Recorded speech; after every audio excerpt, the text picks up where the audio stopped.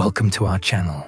Here you'll discover the most captivating stories about legendary rulers and heroes of the past. Don't forget to subscribe so you never miss an exciting new tale as we journey together through the mysteries of history.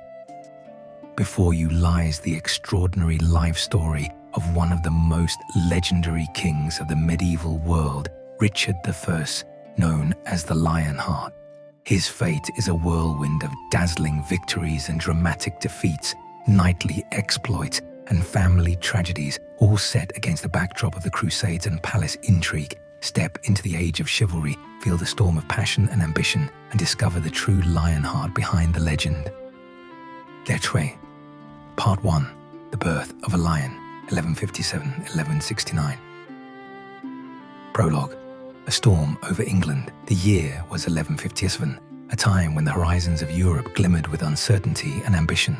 In the castle at Oxford, England, the stones rattled beneath a howling storm, as if the heavens themselves were heralding the arrival of someone destined to change the fate of nations. Little did anyone know that within the thick walls of Beaumont Palace, a child was being born, a prince whose name would echo across centuries, Richard Plantagenet, destined to become known as the Lionheart. Chapter 1. The House of Plantagenet. Richard's story began long before his first cry pierced the air.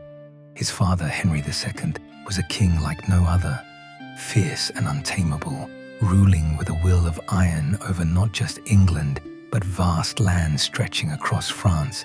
The Angevin Empire sprawled from the wild shores of Ireland to the lands of Aquitaine, Normandy, and Anjou. His mother, Eleanor of Aquitaine, was, in her own right, one of the most powerful and intelligent women of medieval Europe. Beautiful, charismatic, and fiercely independent, she had been Queen of France before casting aside her royal husband for the passionate, ambitious Henry. It was a union forged as much in strategic necessity as in desire. Richard was their third legitimate son, born on September 8th, 1157. His home was a world of intrigue, ambition, and often betrayal. His elder brother, William, had died in infancy. As Richard grew, he would learn to compete and align with his two surviving brothers, the eldest, Henry the Young King, and Geoffrey, later Duke of Brittany. John, the youngest brother, would enter the story later still, to become one of its most enigmatic antagonists. Chapter 2. A Child of Two Worlds. If Richard's blood was English by birth, his soul was Aquitanian by nature. At 3 years old, Richard was sent south to the domains of his mother, the fabled Duchy of Aquitaine. Aquitaine was a land of troubadours and courts of love, stone castles and rolling vineyards, and above all, a fierce pride in its independence.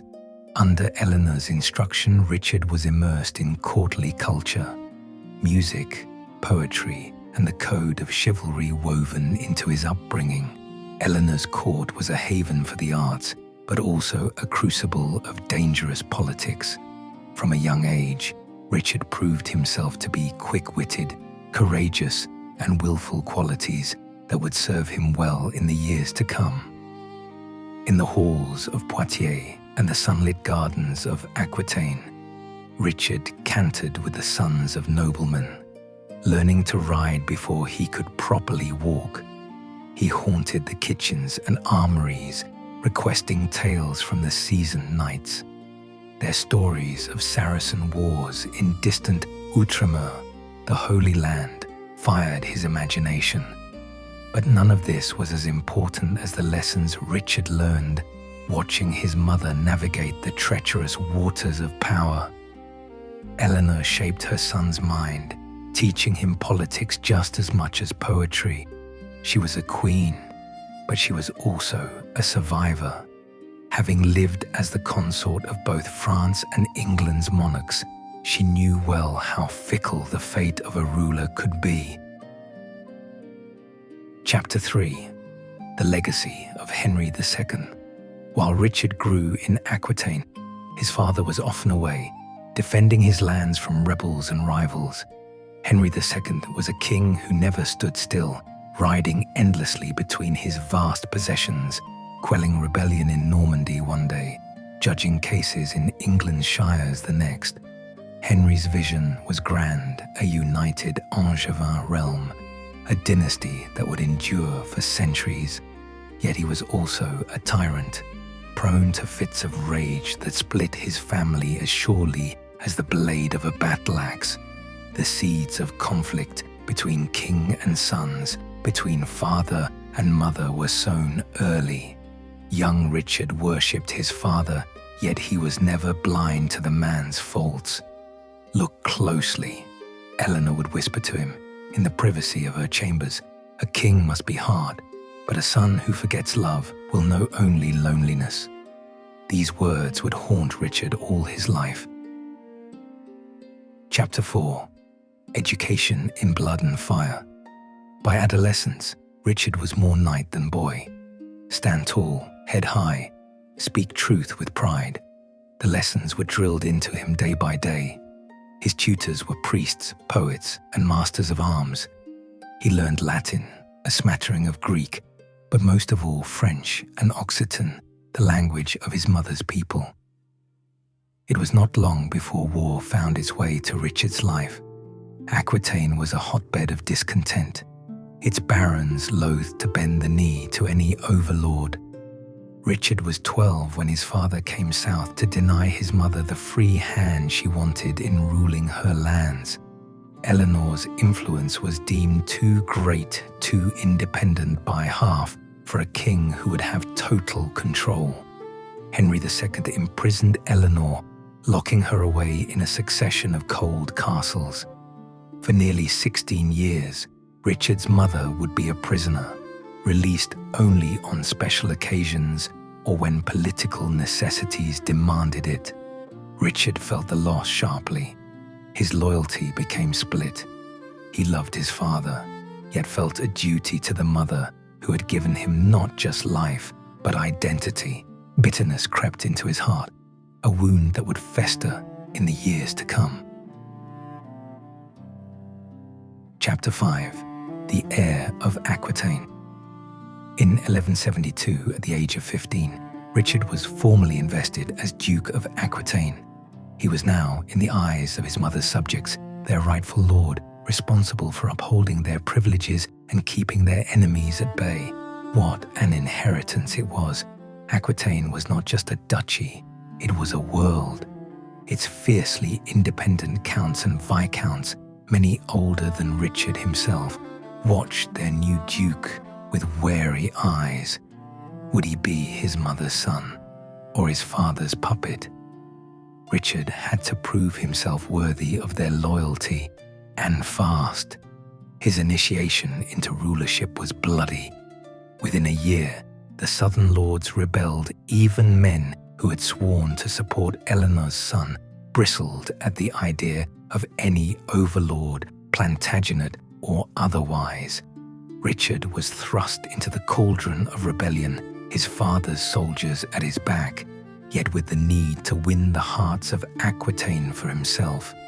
It was in these early years that the mettle of Richard Plantagenet was forged. He rode at the head of his troops, dressed in chainmail, wielding sword and shield, fighting from the thunder of his horse's back. He stormed castles, negotiated truces, and, when necessary, punished the rebellious without pity. His enemies called him proud as a lion. His companions said he laughed in the face of danger, a trait that won both undying loyalty and bitter enmity. Chapter 6. The seeds of betrayal. Even as he fought to hold Aquitaine, the Plantagenet family itself was fracturing. Henry II, in his desire to secure his dominion, made each of his sons a ruler of their own territories. Young Henry made King of England, in name, if not in power. Geoffrey given Brittany, and John, the youngest, promised Ireland. But such division bred only jealousy and strife. In 1173, the Great Rebellion began. Richard, not yet 16, found himself faced with the most agonizing choice: side with his father or with the brothers and mother who had raised him. Eleanor, perhaps out of desperation and fury at her imprisonment, encouraged her sons to rebel against their father. The kingdom was split apart. Castles burned in Normandy, the armies marched in England and in far-off Poitou. Richard weighed his heart against his oath. In the end, Richard joined the rebellion. He rode with his brothers and their allies, the King of France and local barons, against his father. The rebellion was fierce and bloody, but Henry II's armies prevailed. Henry showed remarkable clemency for the age. He forgave his sons and, after a period of humiliation, restored them to their rights, though always holding the reins, never truly letting go. As for Eleanor, she remained imprisoned. Chapter 7. Lion of Aquitaine. The failure of rebellion did not cripple Richard's spirit. If anything, it seemed only to harden him. The lion does not yield to the jackal, one Aquitanian chronicler wrote of Richard's stubbornness. He returned to his lands, intent on proving himself not just by birthright, but by conquest. Between 1174 and 1181, Richard rode out on campaign after campaign, quelling barons who had once been his allies in rebellion. He captured their fortresses, broke down their walls, and demanded oaths of fealty. At the same time, he began to cultivate a reputation for courage, often fighting at the very front, his golden hair glinting in the sunlight, his voice ringing above the clash of arms. It was in these years that Richard acquired the name by which the world would come to know him: Coeur de Lion, the Lionheart. The name was earned, not gifted. Whether defending a besieged town or charging into the thick of battle, Richard showed a reckless bravery that left even his enemies awestruck. Minstrels composed songs of his deeds. Aquitaine's ladies admired him. His soldiers loved him. His enemies feared him. Yet Richard was not just a warlord. He was a patron of poets, a musician, a connoisseur of art. It was said he wrote verses himself, and that in times of peace, he delighted in the company of troubadours and scholars. But peace was rare and fleeting, for the Plantagenet family was a house forever at war with itself. Chapter 8.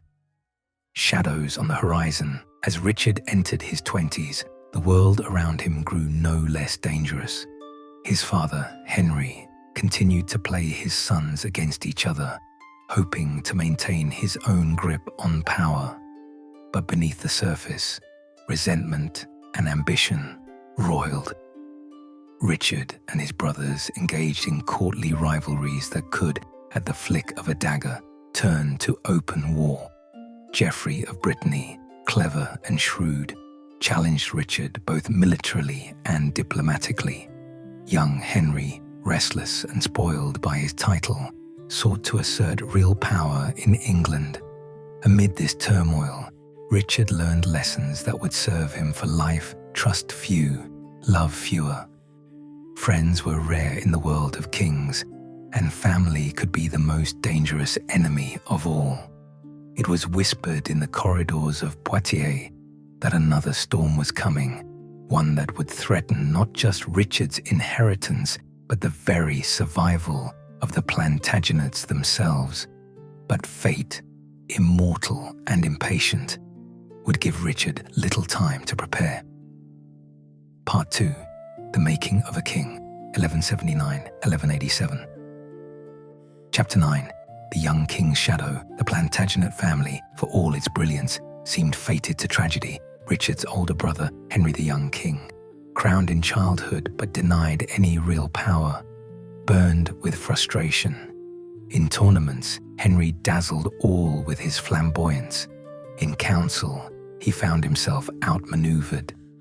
The brothers' rivalry deepened, fueled by their father's machinations and the endless ambitions of their mother, Eleanor. In the year 1183, the tension exploded. Henry, the young king, impulsive and seeking to claim Aquitaine for himself, formed alliances with discontented lords and demanded Richard surrender the duchy. Richard, ever proud, refused. The brothers clashed across the hills and forests of Aquitaine in a civil war, driven more by personal resentment than politics. Amid fire and steel, castles changed hands. Brothers who had once sparred with wooden swords now sought to outwit and perhaps outlast one another. Yet for all its fury, the rebellion collapsed after a shocking twist of fate. As his army was raiding a church for supplies, Henry, the young king, fell ill. Some said with dysentery, others whispered it was God's punishment for sacrilege. He died in agony, his sword never wet with Richard's blood. As news spread, Richard mourned in his own way. They had been rivals, even enemies, but the ties of family ran deep. He sent Henry's ceremonial cloak to a monastery as an offering for his brother's soul and paid for masses countless times over. The young king was 28. For Richard, his death was a lesson in the fleeting nature of power and the ever-present shadow of betrayal. Chapter 10. The Templar and the Saracen. Grief soon gave way to new concerns. With the death of his elder brother, Richard was now his father's chief heir. But even as England and his continental domains seemed to consolidate under his future, external temptations began to shape his destiny. The news from the Holy Land grew increasingly dire. The Christian kingdom of Jerusalem, bastion of European power in the east, was being pushed back by the relentless rise of Saladin, the mighty sultan, who united Muslim Syria and Egypt. The loss at Hattin in 1187, where Saladin wiped out the army of Jerusalem and captured its king, sent shockwaves through Christendom. From every cathedral and chapel of Europe, the cry rang out, Deus vult, God wills it, the summons to crusade. Thousands of knights vowed to reclaim the holy city. Richard, who had grown up on stories of his ancestors' exploits in the First Crusade, felt a burning pull. Here, perhaps, was the stage upon which he could prove himself not only as a duke or prince, but as a king and a warrior of myth. But there was unfinished business at home. Chapter 11. Geoffrey's Gambit. No sooner had Richard secured his succession than his younger brother Geoffrey, Duke of Brittany, sought to expand his influence. Unlike Richard, Geoffrey was a schemer, skilled in diplomacy and court intrigue. He knew the power of alliances and the value of an enemy's mistake. Richard refused to share his power in Aquitaine. Soon, Geoffrey orchestrated an alliance with King Philip II of France, the cunning and ambitious Augustus, who wished nothing more than for the Plantagenet domains to split and weaken. Their conspiracy forced Richard back into the saddle, leading wars in Brittany and Normandy. But in 1186, fate intervened once more. Geoffrey died suddenly in a tournament in Paris, trampled to death by his own horse, it was said, though some murmured darker rumors.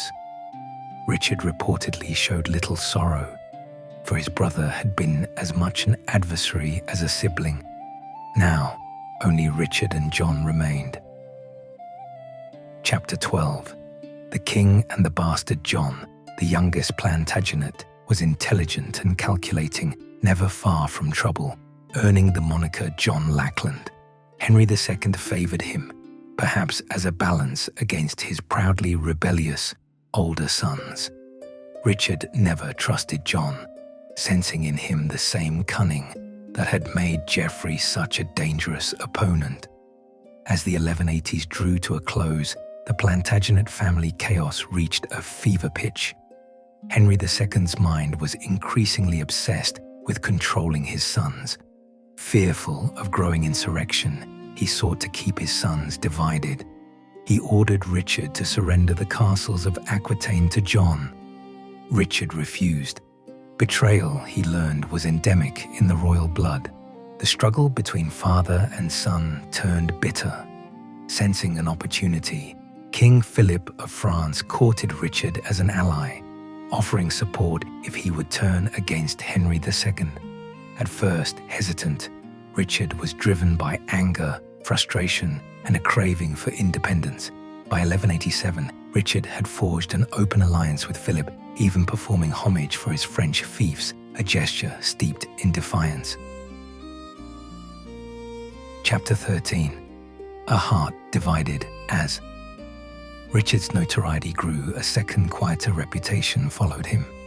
In his courts, the wine flowed and troubadours sang their ballads. Richard himself, it was claimed, wrote poetry and songs in Occitan. He found solace in music, sometimes in the company of men, sometimes women, though little survived to confirm the many rumors. He also cultivated loyalty among his soldiers, ensuring that his mercenaries, from fiery Gascons to seasoned Normans, knew that their fates were bound to his. His charisma and stature became legend, and his fairness in dealing with captured knights and those who submitted earned him grudging respect, even among rebels. Yet for all his outward confidence, Richard was always aware of the shadows: his imprisoned mother, his treacherous siblings, his aging father, and the ever-watchful eyes of King Philip. Then came word from the east. Jerusalem had fallen. The true cross was lost. Christendom was in mourning. The Pope's envoys, in scarlet and gold, arrived to press the Plantagenet court for commitment to a new crusade. It was time for action. Richard, his sense of destiny ablaze, took the cross in 1187, vowing to lead his knights to the Holy Land. Still, he knew he must first settle the storm at home, whatever the cost. Sata, Chapter 14. The Final Rebellion. Yet the aging lion, Henry II, refused to yield. By 1188, war between father and son was inevitable. Henry's resources, though vast, were stretched thin. Philip Augustus of France, eager to break the Plantagenet stranglehold on French lands, moved quickly to support Richard. The English king's former realms boiled with rebellion. Norman barons lent their forces to their chosen prince, while John continued his scheming. Richard marched on Henry's strongholds. Bitterly, father and son faced off at Le Mans. There, Richard burned the royal city, forcing Henry into retreat. At Ballon, Henry was beset by enemies on every side. In a final act of humiliation, the dying king was forced to accept peace on Richard's terms. Broken by betrayal and defeat, Henry II retreated to Chinon, where in July 1189, death closed in. Tradition holds that when Henry learned his beloved, John, had joined Richard and Philip, his heart broke utterly. "Now," he said, "let everything go as it will. I care no more for myself or the world." He died aged 56, his legacy both profound and deeply flawed. Richard, now King of England in his own right, stood alone at last, but crowned on the ruins of a family's love. Part 3. The Crown and the Cross. 1189-1191. Chapter 15. The Lion's Coronation. On September 3rd, 1189, the city of Westminster bustled with anticipation. Peasants and nobles galore crowded the banks of the Thames. Trumpets blared, echoing off stone walls and rippling through the morning mist. Priests in scarlet and gold filed through the abbey, intoning solemn prayers. When Richard finally appeared draped in a mantle of red and white, his hair catching fire in the candlelight, A shiver passed through the congregation. For the first time since William the Conqueror, England welcomed a king so openly embracing a legacy that was as French as it was English. Richard understood ceremony. He understood that a king must command not only the realm, but the hearts and minds of his people. With the crown of St. Edward pressed to his brow, Richard Plantagenet became Richard I of England. Yet the celebrations were marred by underlying tensions. Anti-Jewish violence broke out among the crowds, and Richard's coronation was stained by tragedy. Though he punished the perpetrators and tried to restore order, the spirit of holy war, already brewing in Europe, had found its first disastrous outlet at home. Chapter 16. Gathering the lion's host, Richard knew that his true test lay not in mere coronation, but in the conquest to come. He was determined to lead what would become the Third Crusade, a campaign launched against the might of Saladin, who now held Jerusalem. But crusading was a costly affair. The king moved with ruthless efficiency to fund his dream. Lands were sold, offices auctioned, titles granted to the highest bidder. "I would sell London itself if I could but find a buyer," he was rumoured to have said. He appointed able ministers to govern in his absence, most notably William Longchamp, a shrewd and ambitious man. He also tried to reconcile with his brother John, granting him lands but keeping him under watchful eyes. Yet old tensions simmered below the surface. At the same time, Richard made alliances. He secured a pact with Philip II of France, who also took the cross. Despite their rivalry, they swore to pursue Christendom's cause together, a fragile unity sealed more by necessity than trust. In a quintessential display of his character, Richard dismissed all fears. When warned about the dangers of leaving his kingdom, his mother Eleanor, old but unbowed, said, "Go, son, and be a worthy king. If it please God, let your return be with victory, or not at all." Chapter 17. Departures. In July 1190, Richard rode through the streets of Portsmouth. His standards fluttered beside those of France as the kings set sail together, their fleets resplendent with crosses painted on white sails. The people cheered, but others worried. With the king gone, whose hand would steady the realm? In the back of Richard's mind, too, a suspicion lingered. How loyal was John, truly? Richard travelled first to Sicily, where his official journey toward the Holy Land began.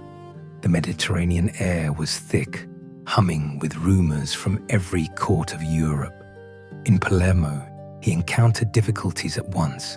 The local king, William II, had died, and his successor, Tancred, sought recognition and hoped to keep a Plantagenet Princess Richard's sister, Joan, captive as leverage. Richard wasted little time. He besieged Messina, extracted the release of his sister, and forced Tancred to accept his terms, a glimpse of the ruthless energy that defined his reign.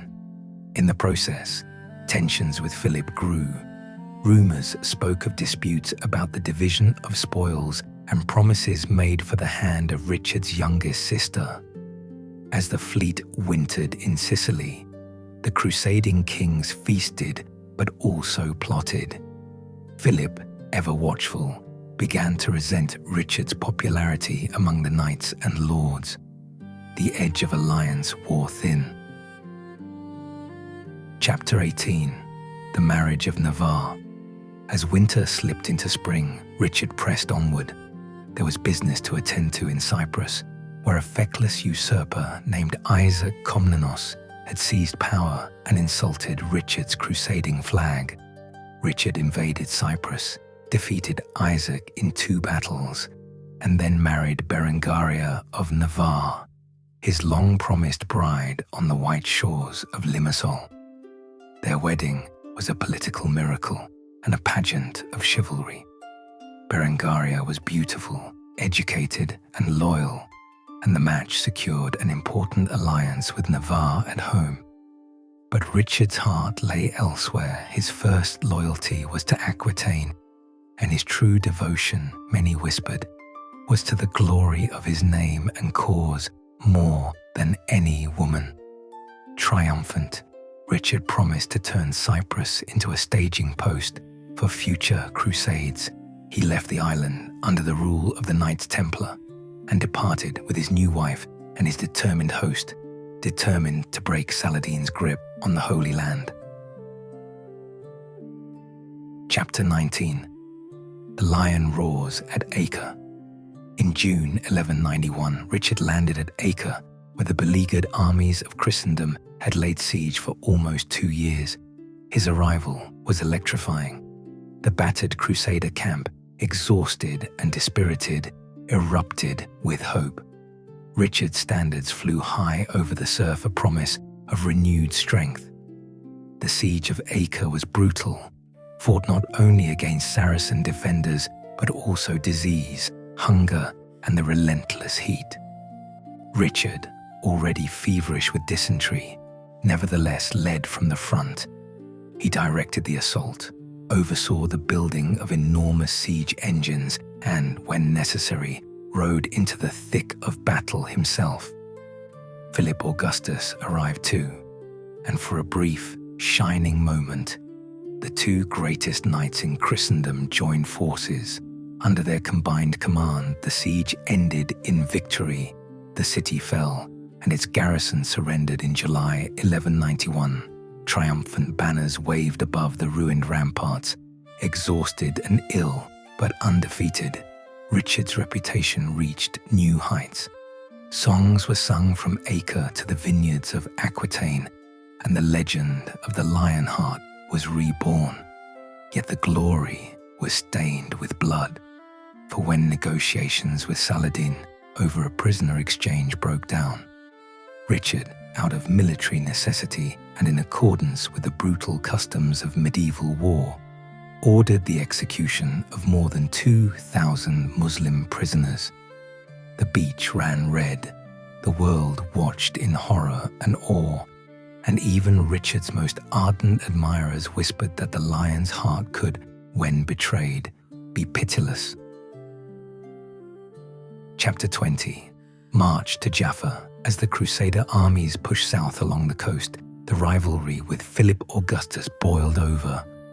Philip, claiming illness, soon abandoned the campaign, returning to France and leaving his troops under the Duke of Burgundy. In his absence, the army became Richard's to command. Richard moved with relentless energy. He was everywhere at the front ranks, in the center of council, attending the wounded and encouraging the faint-hearted. At Arsuf, he defeated Saladin in open battle, displaying tactics and personal bravery that even his enemies admitted were remarkable. Letters traveled back to Europe, carried by pilgrims and envoys. "There is no king," wrote an English monk, "like the King of England. Richard shines like the sun among stars." Even Saladin respected him, regarding Richard as a worthy adversary, a prince of courage and, at times, honor.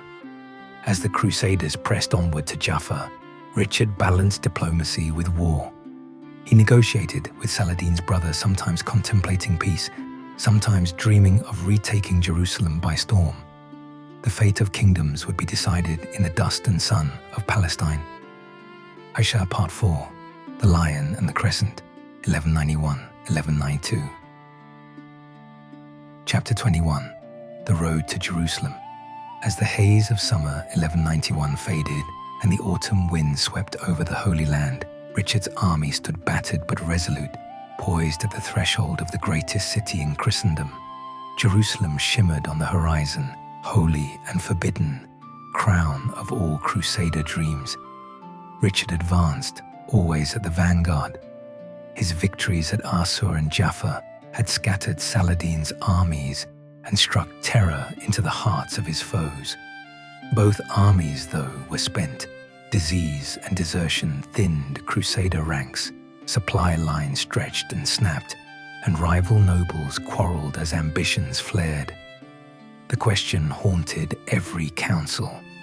Should they strike at Jerusalem, or bide their time, regroup, and gather more strength? The lure of the Holy Sepulchre gnawed at every man, but reality dictated caution. The weather grew colder, rain turned roads to mire, food was scarce. Richard's own health worsened. He was racked by fever, but still he rode, inspiring by example. At Christmas, a council gathered in Ascalon. The French pushed for immediate attack, hoping for a short, glorious war. Richard, weighing risks, saw only disaster, for even a conquered Jerusalem might soon be lost without supplies or reinforcements. In the howling desert night, arguments descended into near mutiny. Finally, the army withdrew to the coast, morale battered, vision unbroken. Chapter 22. Lions and Falcons. Throughout the spring of 1192, Richard and Saladin engaged not only with sword, but with wit and diplomacy. Messengers passed between camps bearing offers and counter-offers. Richard, ever astute, even considered a marriage alliance. He would wed his sister Joan to Saladin's brother, and Jerusalem would become a city open to all faiths. The idea scandalized many, delighted others, but ultimately failed to gain true support. Spies and envoys watched every move. In whispered meetings, Richard's enemies, disappointed French barons, disgruntled German counts, ambitious local lords plotted and maneuvered.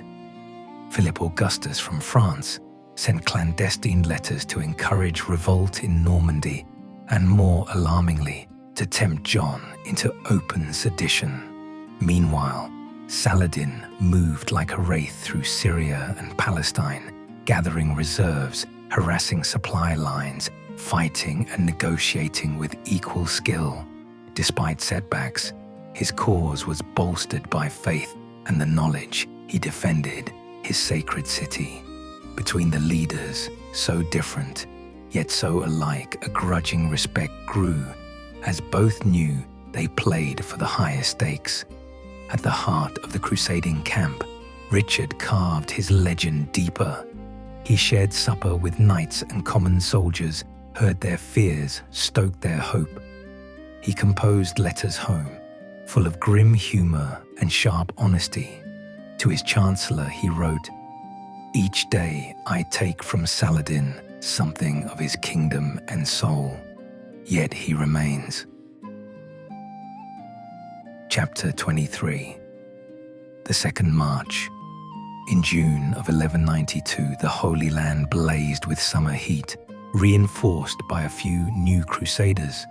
Richard's host again marched inland, this time determined to strike at Jerusalem. Skirmishes at Tel el Ajul and Durham drove Saladin's armies before him. The soldiers caught their first hopeful glimpse of Jerusalem's towers shining in the dusk, yet disaster loomed. Rain and heat alternated, dysentery scythed through ranks, and Saladin's cavalry hovered, waiting to cut supply lines. In council once more, Richard pressed for caution, warning that if they took Jerusalem and were swiftly besieged, the city would become a tomb. Though others pressed him to risk all, he refused to let the army perish for glory alone. Bitterly, reluctantly, the host turned back. Some knights wept openly, others cursed, a few plotted mutiny, but most followed still, drawn by the iron will of their king. Word reached Richard that his brother John was plotting with Philip Augustus, seeking to seize the throne of England for himself. The news chilled him, but his sense of duty remained. The Holy Land, then home. Chapter 24. The battle for Jaffa. Saladin, emboldened by the Crusader retreat, struck suddenly at Jaffa, the northernmost stronghold of the Christian army on the coast. He swept through the fields, slaughtered defenders, and prepared to destroy the Crusader presence in a single, thunderous blow. With astonishing speed and daring, Richard gathered what forces he could, barely a few hundred knights and men at arms, and sailed straight into the heart of the battle. Landing on the beach, he leapt from his galley, sword flashing, and rallied the defenders just as the city teetered on the edge of collapse. What followed was legend. For 2 days, Richard and his men held the walls, repelling wave after wave of Saracen attack. Outnumbered and exhausted, they fought with a ferocious desperation. On the second day, Richard sallied forth himself, clad in gleaming mail, his banner whirling, cutting through the enemy with his bodyguard. The defenders roared in joy and disbelief. In the presence of both armies, Richard's valor cowed Saladin's men, forcing their withdrawal. This moment, Richard, battered and bloodied but unconquered, would be sung for centuries. Chapter 25. The Treaty and Farewell. The miracle at Jaffa forced both sides to the table.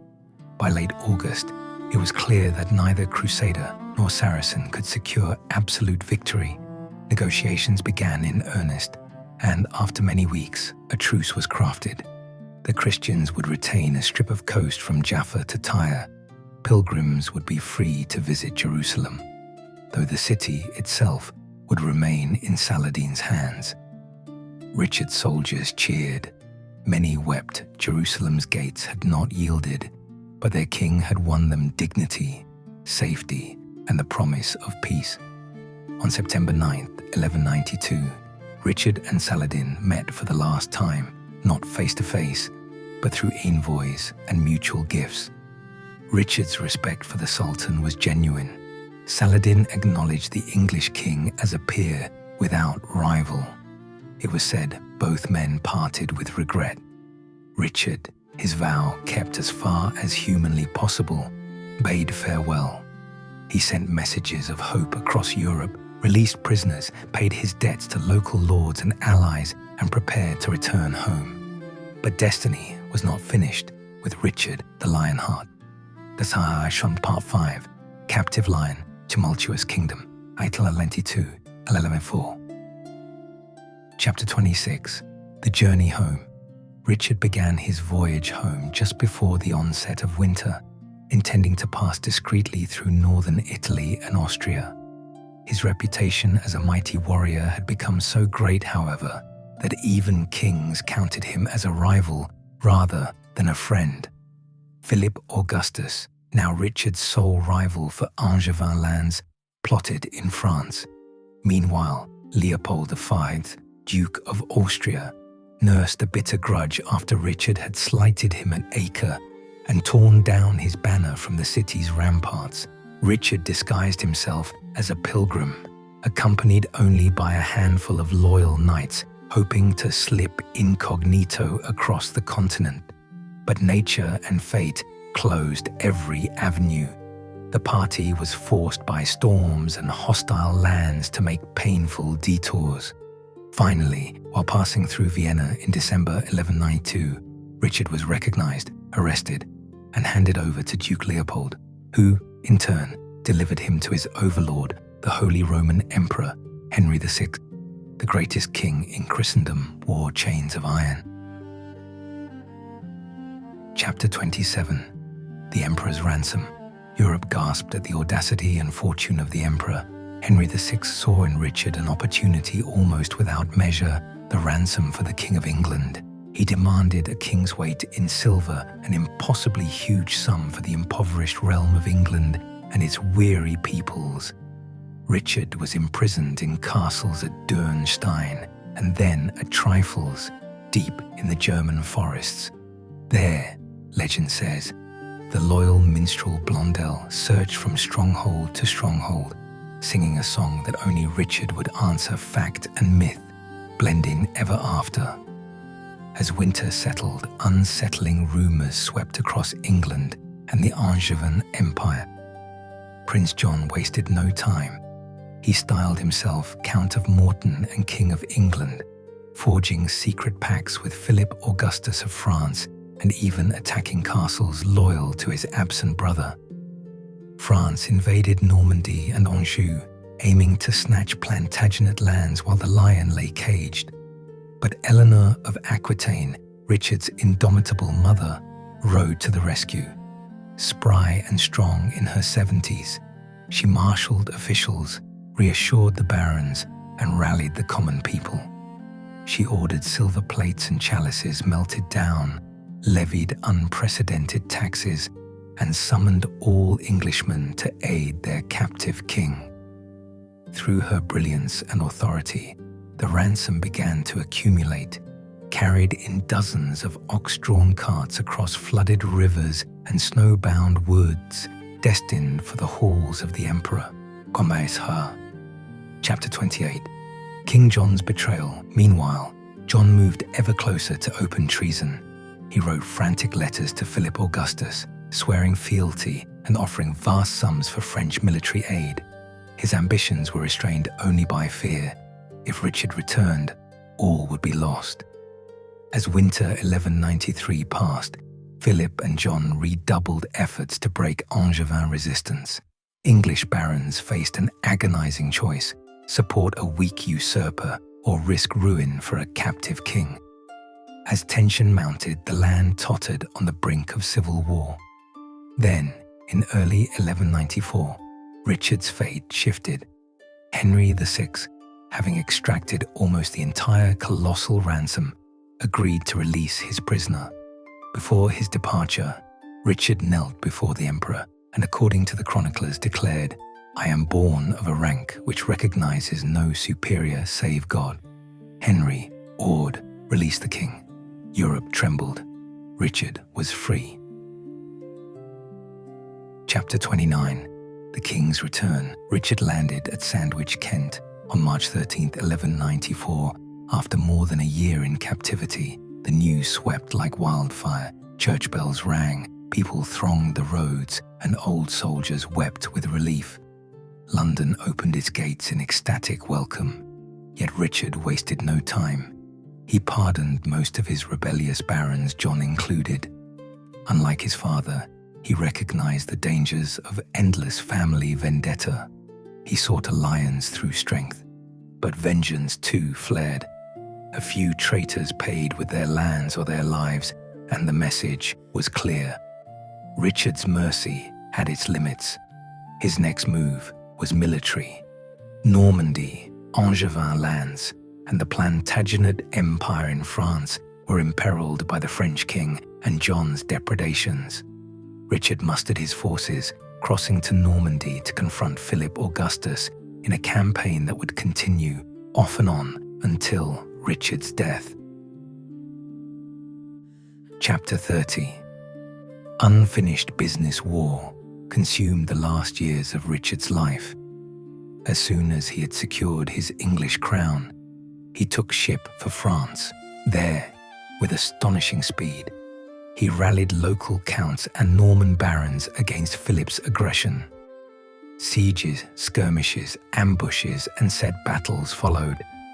At every turn, Richard's generalship proved formidable. He built new castles, notably Chateau Gaillard, a fortress of white stone rising above the Seine, designed to check the French advance and awe any who would challenge the might of the Lionheart.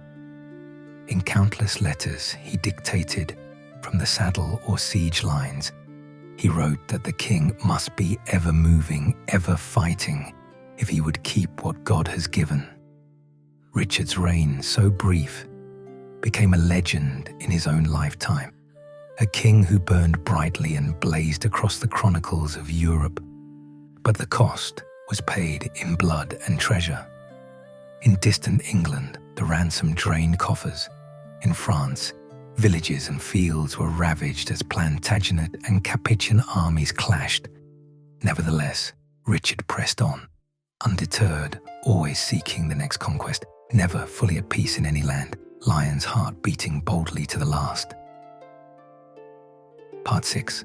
The last campaigns of the Lionheart. 1194-1199.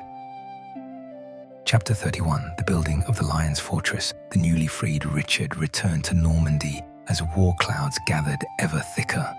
Philip Augustus pressed the attack, claiming the time had come to strip the Plantagenets of Normandy forever. Richard responded as only he could, with fearless vigor, shrewd politics, and towering ambition. The symbol of this new era would be Chateau Gaillard, a fortress of such innovation and grandeur that its like had never been seen in the region. Richard himself oversaw each detail, sketching plans, ordering masons, and compelling conquered barons to labor beside his own engineers. Built on a high rocky promontory above the river Seine, its walls bristled with arrow loops, round towers, and ingenious concentric defenses. This child of mine, Richard called it, stands as proud as a lion on its rock. No mere fortress, Chateau Gaillard was a statement to Philip and all of Europe. The Lionheart was undiminished, his will unbroken. Chapter 32, War and Diplomacy. Around 1196 and 1197, Richard marched across Normandy, Anjou, and Aquitaine, lifting sieges, capturing castles, and sometimes offering surprisingly generous settlements to rebellious barons. His ability to persuade and inspire his followers remained unmatched. Loathed by his enemies, revered by his men, he kept the Angevin Empire briefly intact against overwhelming pressure. All the while, Richard's brother John flitted between loyalty and treason. At moments, John aided Richard. At others, he plotted with Philip, hoping for the crown himself. Richard, seasoned by years of betrayal, kept a wary eye and never trusted John with real power. Philip Augustus, for his part, was clever and persistent. He won over some Norman and Gascon barons. He raided, bribed, and attacked at every opportunity, hoping to catch Richard out or win by attrition what he could not claim in open battle.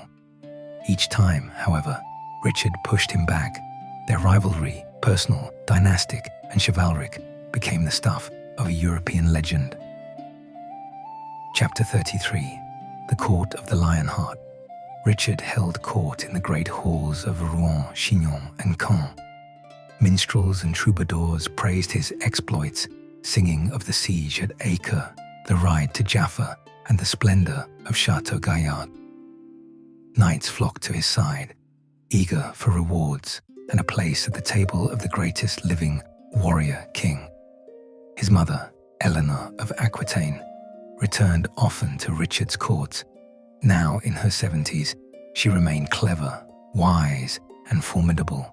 Richard trusted her counsel absolutely, for she more than anyone understood the stakes.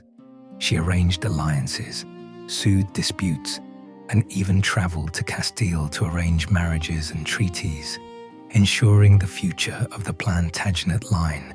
Berengaria, Richard's queen, spent most of their marriage in lonely exile, first in Cyprus, then in Poitiers or Le Mans. Their union, while publicly courteous, produced no children, giving rise to rumors and concern about the succession. Richard's legacy would not be in sons, but in the stories, songs, and scars he left across Europe. Chapter 34, Unrelenting Campaigns. The last years of Richard's life were a whirlwind of ceaseless campaigning. Towns and strongholds exchanged hands, sometimes 3 or 4 times in a single campaign season. At Gisors, Richard pulled off a stunning ambush that sent Philip Augustus fleeing for his life. At Nonancourt and Le Mans, he outmaneuvered coalitions with a mixture of diplomatic bribes and sudden, violent attacks. Once, when besieged by a much larger force, he disguised his knights and sallied forth at night, routing his enemies under the cover of darkness. At another point, he was nearly captured after his helmet was knocked from his head in a melee. Only the loyalty of his household knights saved him. Yet the cost of war was immense, draining village and castle, burning fields from Normandy to the Garonne. Richard's fortunes increasingly depended on his ability to raise funds through new taxes, the sale of offices, and forced loans from the greatest lords. Chapter 35. Fate at Chalus. In early spring 1199, as a cold wind swept the valleys of Limousin, Richard turned his attention to Aquitaine, where minor baronial rebellions threatened his southern stronghold. The young Viscount Aymar of Limoges and his ally, Mercadier, one of Richard's most feared captains, uncovered rumors of a vast treasure buried by a peasant in the nearby castle of Chalus-Chabrol. Ever greedy for gold to finance his wars and eager to make an example of defiant vassals, Richard personally led the siege. The castle's defenses were poor, the garrison few. Richard camped close to the walls, walking at twilight among his men, planning the final assault. On the evening of March 25th, as Richard inspected the progress, a crossbowman, fired by the besieged defenders, aimed from the battlements. Some say it was Pierre Bazile, a local knight. Others attribute the shot to an unknown archer. The bolt struck Richard high in the left shoulder, near the neck. At first, the wound appeared slight, but infection quickly set in. Surgeons labored to remove the quarrel, but only aggravated the injury. Gangrene spread. As fever raged, Richard's strength ebbed. In his final hours, the Lionheart forgave his killer, ordering that Pierre Bazile be set free with money and his blessing. Richard summoned his mother, Eleanor, and in her arms commended his soul. It was said that Richard, surrounded by loyal knights, confessed his sins, received the last rites, and uttered prayers for his people. At twilight on April 6, 1199, Richard the Lionheart died. Chapter 36.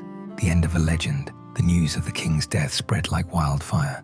The mightiest warrior of his age, the scourge of Saladin and Philip, the builder of castles and breaker of armies, was gone at the age of 41. His body was buried at Fontevraud Abbey beside his father. His heart was sent to Rouen, his entrails interred at Chalus.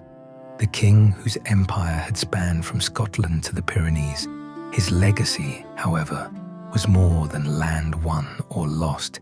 He became the mythic king of England, the hero sung by minstrels, the standard by which chivalry itself would be measured. In France, his name was both curse and glory. In the Holy Land, tales of the Lionheart were still whispered with awe centuries later. After him, John inherited the throne, his villainy forever compared to his brother's undying legend. Without Richard's iron hand, the Angevin Empire began to crumble, but the memory of Coeur de Lion endured. A king born to war, lived by the sword, and died by a bolt of fate, a shining legend amidst the shadows of the Middle Ages. Taichum Part 7. The Lionheart's Legacy echoes through time. Chapter 37. The aftermath. Richard's death sent tremors across Europe. There was shock in England, where peasants and nobles alike had grown unaccustomed to seeing their king.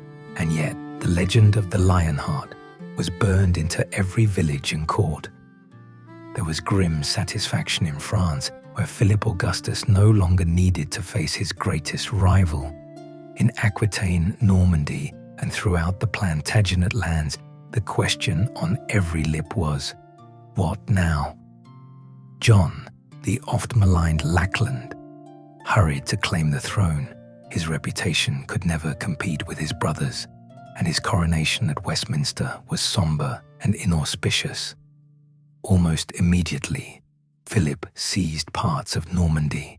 Many barons, unconvinced by John's strength or honor, either held aloof or reached out to the French king in secret. The empire that Henry II and Eleanor had so carefully constructed now began to crack. Eleanor herself survived her favorite son by just 5 years, a lioness to the end, securing her granddaughters' marriages and trying desperately to hold at least the heartlands of Aquitaine and Anjou together. Richard's queen, Berengaria, lived on for more than 30 years. A widow revered for her piety and generosity, but childless and mostly forgotten by the royal courts of England and France. Her marriage to Richard had never produced an heir, and her later life was spent in devotion and charity. The Plantagenet bloodline would continue through other branches. Chapter 38. The Crumbling Empire. Without Richard's fierce leadership, the Angevin Empire splintered rapidly. Normandy endured a few brief years of resistance before falling entirely to Philip Augustus. Maine and Anjou were lost, and only Aquitaine remained tied to the English crown for another generation, primarily thanks to Eleanor's tireless diplomacy. John's reign became infamous for his loss of French lands, growing tyranny and fierce disputes with his barons. The Magna Carta would be forced upon him in 1215, setting the stage for the constitutional struggles that would define English monarchy. But in every comparison, King John fell short of his illustrious brother. Chroniclers, minstrels, and a longing people looked ever backward toward the Lionheart. Chapter 39. The Cult of the Lionheart. Richard's reputation only grew with time. In France, his enemies grudgingly admired him. Saladin's chroniclers wrote of a Frankish king who matched the greatest warriors of Islam in courage, wisdom, and chivalry. In England, minstrels brought to life tales of his bravery during the Crusades, his cleverness in captivity, and his wars with the French. The famous story of his minstrel Blondel searching for and rescuing him in Austria would be sung across Europe for centuries. Richard became the great chivalric hero for authors, storytellers, and kings who followed. In the 13th and 14th centuries, balladeers, chroniclers, and later Shakespeare endowed him with near mythical virtues, strength, mercy, justice, and an indomitable spirit. His faults, a reckless temper, ruthless violence, and neglect of England for foreign wars, were all but washed away by the legends. Even modern historians, with access to accounts from friend and foe alike, recognize Richard's personal bravery and military genius. He was innovative in siegecraft, relentless in warfare, and capable of inspiring awe and loyalty wherever he went, from sunlit Jerusalem to stormy Normandy. Chapter 40. England's absent king. Ironically, Richard spent barely a handful of months in England during his entire reign. He viewed the kingdom as a financial resource, a treasury with which to fund his campaigns in France and the Holy Land. Yet he left behind more than just a legacy of tax and debt. The mythic figure of Richard would come to symbolize a golden past, the good king, whose virtues eclipsed the failings of his successors. English chroniclers were often forced to admit Richard's actual absence. Walter Map wrote, "He preferred to risk all for foreign glory, while others simply praised the glory he won." It was said that no king ever returned to the land with a reputation so mythic, only to leave so quickly. Chapter 41. Chivalry and Legend. Over the next centuries, stories of Richard the Lionheart coalesced with the emerging legend of Robin Hood. In ballads from Sherwood Forest, the absent, righteous King Richard is contrasted against his treacherous brother John and the corrupt Sheriff of Nottingham. Sometimes he returns heroically to right wrongs. Sometimes he is a distant hope, a symbol of noble resistance. Chivalric orders, from the Knights Templar to English knightly brotherhoods, lauded him as the living embodiment of their ideals. In the Romantic Age, Writers and artists enshrined Richard's image among the greatest kings. Victorian England admired him not only as a Christian warrior, but as a symbol of empire and adventure. Chapter 42. The Measure of the Lionheart. Richard III died childless, leaving no prince to follow. Yet his children were the legends, ballads, castles, laws, and the fierce hope of a people for a knightly king. England itself was forever changed by his absence, his ambitions, and the burning example of his courage and flaws. Chateau Gaillard, the proud fortress of the Seine, fell within a few years of his death.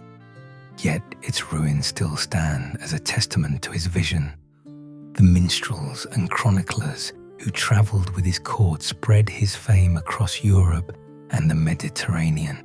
Even Saladin's heirs remembered the day when Frankish and Muslim banners clashed under the walls of Acre and Jaffa, and the battlefield quaked beneath the Lionheart's sword. Richard's tomb at Fontevraud became a site of pilgrimage, his heart buried in Rouen Cathedral as a relic of heroism. To a troubled and warlike Europe, he embodied the timeless, tragic paradox of the medieval king: noble, ruthless, chivalrous, and doomed. His story, both true and legendary, continues to inspire even as we contemplate the real man behind the myth. In life, he ruled by the sword. In death, he reigns in imagination. Epilogue. The lion sleeps. Thus passed Richard the Lionheart, Coeur de Lion, in the spring of 1199. His roar echoes on across stone ruins, in old songs, and in the mythic dreams of kings and knights ever since. Part 8. The Lionheart Immortal, Legend and Legacy Across the Ages. Chapter 43. The Lion's Roar in Literature and Art. After Richard's death, the chronicles and songs of his name multiplied. Medieval writers like Roger of Hoveden and Ralph of Dicetto recorded his actions, blending facts with rumour and awe. Troubadours wandered from Aquitaine to the banks of the Thames, chanting tales of Richard's valour, generosity, and at times his fierce, unyielding pride. In the centuries following, Richard became a fixture of romance and epic poetry. French chansons de geste and English chronicles alike merged his deeds with legend. Later, the stories would include miracles or battles he never fought, and impossible feats, oftentimes placing him at the heart of events to inspire and unite people under a banner of chivalry. Medieval illuminators painted scenes of the king, imposing and golden-haired, espousing the values of Christian war and courtly love. In England and France, his image adorned tapestries, manuscripts, and the grand halls of castles, often holding aloft the sword or the Holy Cross. The legend grew with every retelling. By the 13th and 14th centuries, he was lionized as the model king and crusader, overshadowing his own father's achievements and his brother's despairs. Chapter 44. The Lionheart and the Robin Hood Myth. Nowhere is Richard's myth more vivid than in the tales of Robin Hood. From the earliest ballads, the good King Richard became the absent sovereign, paving the way for the outlaw's resistance against tyranny in the form of Prince John and the Sheriff of Nottingham. The Lionheart, returning just in time to set things right, became a stock scene from the 14th century onward. In these tales, Richard is later framed as the ultimate just king, virtuous, wise, and benevolent, embodying everything his brother was not. This narrative flourished from the early Renaissance to the Victorian age, when romantic and nationalist writers re-emphasized his role as protector of England. The truth was more ambiguous. Richard spent little time in England, spoke mostly French, and taxed his people harshly, but myth often outshines reality in the popular imagination. Chapter 45. Symbol of Empire and Chivalry. In the Victorian period, Queen Victoria's court and a nation expanding its own empire invoked Richard as a touchstone for English valor, leadership, and global destiny. Statues of Richard sprang up in London, his visage cast in bronze before the Houses of Parliament, sword aloft, a hero not just of the Middle Ages, but of all English history. Novelists such as Sir Walter Scott helped solidify Richard's status, most famously in Ivanhoe. In Scott's tale, the Lionheart returns in disguise to save the land from usurpers, the embodiment of honor, courage, and the restorative power of kingship. His name was invoked by new brotherhoods of knights, including the Order of St. John and modern military regiments. The chivalric code, as unrealistic as it may have been as a political reality, became deeply tied to the Lionheart's memory and the stories of his life. Chapter 46. Reinterpretations in modern times. The 20th and 21st centuries brought a more nuanced view. Historians explored Richard's real contributions and his flaws, his neglect of English domestic affairs, his obsession with war, his complex relationship with his vassals and family, and his mixed legacy as a crusader. In popular films and television ranging from Errol Flynn's The Adventures of Robin Hood to modern productions, Richard remains the dashing, heroic figure, while John is almost always cast as his villainous foil. Yet scholars and artists alike are now more apt to discuss the pain his wars brought. The massacres at Acre, the crushing burden of his ransom, and the political destabilization wrought by his long absences all colored the historical truth. Still, in literature, music, and culture, he endures, a symbol of the adventure, risk, and tragedy of medieval kingship. Chapter 47. The Lion's Enduring Echo. The ruins of Chateau Gaillard still rise above the Seine, battered but proud, a monument to Richard's vision and restlessness. Fontevraud Abbey, where his bones were laid beside Eleanor and Henry II, remains a site of fascination and pilgrimage, and Rouen Cathedral displays the heart of a warrior king whose life, in so many ways, defined his age. On the field of arms, in the pages of novels, and in the imagination of those who look to the past for heroes, Richard the Lionheart stands as one of the world's most iconic kings. His legacy is both inspiration and warning, the allure and danger of living by the sword, the fleeting nature of power, and the enduring call of legend.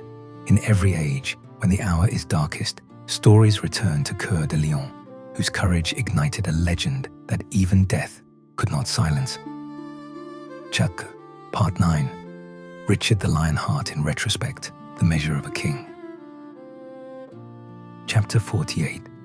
The legacy reconsidered centuries after his passing. Richard, though, remains a paradox.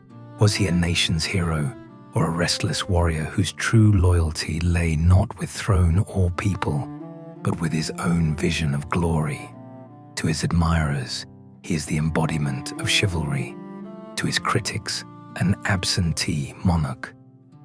His own age recognized his charisma and brilliance, but also his pride that bordered on arrogance and his political miscalculations that would haunt his successors. Yet one cannot deny the pull of the Lionheart's legend. His courage was extraordinary, his energy superhuman, his exploits the stuff of epic poetry. Even his most implacable foes, Saladin among them, respected him as a peer. His flaws, impatience, a penchant for violence, and a lack of interest in the governance of England are part of what makes him a compelling, tragic figure. He left no direct heir, but the Plantagenet line stumbled on. England would never again rule over so vast an empire on both sides of the Channel. The age of chivalry, for all its brutality, found in Richard its most dazzling and dangerous champion. Chapter 49. Timeline of Richard the Lionheart's life. 1157. Born September 8th in Oxford, England, third son of Henry II and Eleanor of Aquitaine. At 1172, receives formal investiture as Duke of Aquitaine, raised at his mother's court in Poitiers. 1174, joins his mother and brothers in rebellion against Henry II. Rebellion fails. Eleanor is imprisoned. 1183, fights his brothers for supremacy in Aquitaine. Henry the young king dies after a failed campaign. 1186, conflict continues with Geoffrey, Duke of Brittany, who dies in a tournament. Richard becomes primary heir. 1187, takes the cross after the fall of Jerusalem to Saladin. Europe responds to the call for crusade. 1189, Henry II dies. Richard the uncrowned King of England sells offices and lands to fund crusade. 1192, leads the Third Crusade, earning fame for victories at Acre, Asuf, and Jaffa, but fails to retake Jerusalem. 1194, captured and held prisoner in Germany on return from crusade, released after huge ransom is paid by England. 1199, spends final years fighting Philip Augustus in France, builds Chateau Gaillard. 1199, mortally wounded by a crossbow bolt at Châlus-Chabrol, dies April 6th. Aftermath, succeeded by King John. Richard's domain in France begins to disintegrate, yet his legend grows. Chapter 50. Suggested reading and historical sources for those inspired to delve deeper into Richard's extraordinary life. Here are recommended sources, both primary and modern. Akaha. Primary and near contemporary sources. Roger of Hoveden, Ralph de Diceto, William of Newburgh. Chroniclers providing near contemporary accounts. Itinerarium Peregrinorum et Gesta Regis Ricardi, the Chronicle of the Third Crusade. Detailed narrative of the Crusade and Richard's exploits. Chronicles of Richard of Devizes. Vivid observations from England during Richard's reign. Modern histories. John Gillingham, Richard the Lionheart, 1989, revised 2011.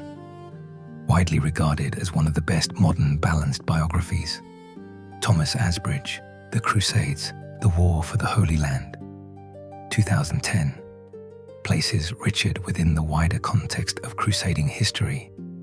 Jean Fleury, Richard Coeur de Lion, Le Roi Chevalier, 2001, leading French account, emphasizing chivalric and political impacts.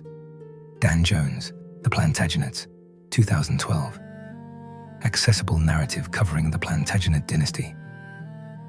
Popular culture and literature. Sir Walter Scott, Ivanhoe, 1819, romanticized but influential vision of Richard and his legend. Films such as The Lion in Winter, 1968, Robin Hood, Prince of Thieves, 1991, and adaptations of Robin Hood legends. Chapter 51. The Lion and the Mirror. Ultimately, Richard's story is not only about a king, but about how a single life can be transformed by memory, song, and yearning for greatness. His strengths, the courage to dream greatly, the tenacity to pursue a vision, the inspiration he sparked in others, stand side by side with his weaknesses. Every age finds something different in his story. For medieval chroniclers, a living epic. For romantic writers, a paladin king. For modern historians, a cautionary tale of empire, ambition, and the real costs of glory. Thus, as the vaults of Fontevraud guard his bones, as Rouen keeps his lion's heart, and as his name is sung in myth and memory, Richard I remains what history and legend made him, a king who aspired to be a hero, whose life became legend, and whose legend still burns, undimmed, in the tales we tell. Part 10. The echoes of the Lionheart, power, myth, and influence. Chapter 52. The Plantagenet Dynasty and the Shadow of Richard. The Plantagenet dynasty, already ancient by Richard's reign, survived both his glories and his failures, though never again with the same command of Europe. His brother John's disastrous rule, including the loss of Normandy, war with France, and the Magna Carta crisis, set the family on a tumultuous path. Yet Richard's legend remained a constant shadow every Plantagenet king measured by the Lionheart's unyielding standard. Henry III, Edward III, Longshanks, and later Edward III, consciously modelled aspects of their rule, especially their martial pageantry and notions of English kingship, after the myth of Richard. Even as later Plantagenets faced internal strife, rebellions, and the chaos of civil war, royal chroniclers and poets invoked Richard's memory as a rallying cry and a golden age to be aspired to. The notion of the king as crusader or the king knighted by God was never more potent than in the stories of Richard's sword, sieges, and the undaunted courage he displayed before Saracen and Christian foe alike. Chapter 53. The Lionheart and the Development of English Identity. Richard saw himself as an Angevin king, a lord of both England and nearly half of France. Yet paradoxically, in the centuries following his death, the English language and identity became more closely linked to his legend than any other monarch of the High Middle Ages. Beneath his banners, battle-scarred warriors, minstrels, and clerics forged the early sense of Englishness. Songs about the Lionheart cultivated communal memory of a heroic past. They furthered the idea of a noble, nearly mythical king whose only flaw was an inability to stay in his own land, Richard as the righteous, avenging ruler whose absence was more inspiring than most kings' presence.